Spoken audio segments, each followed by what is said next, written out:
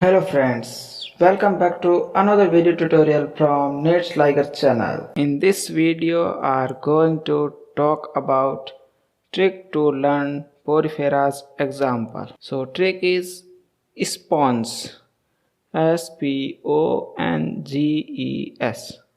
sponge.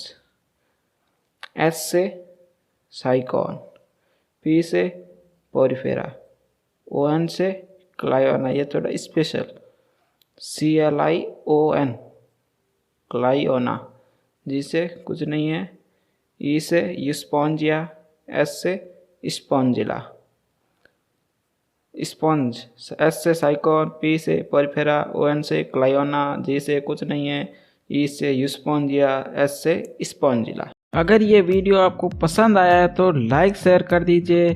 Channel पर पहली बार आए हैं तो सब्सक्राइब करने के साथ साथ नोटिफिकेशन बेल दबाकर ऑल पर क्लिक करें। इसी तरह की वीडियो मैं आपके लिए बनाता रहूँगा। मैं मिलता हूँ आपसे किसी नई वीडियो में, तब तक के लिए जहाँ भी रहो मचाते रहो।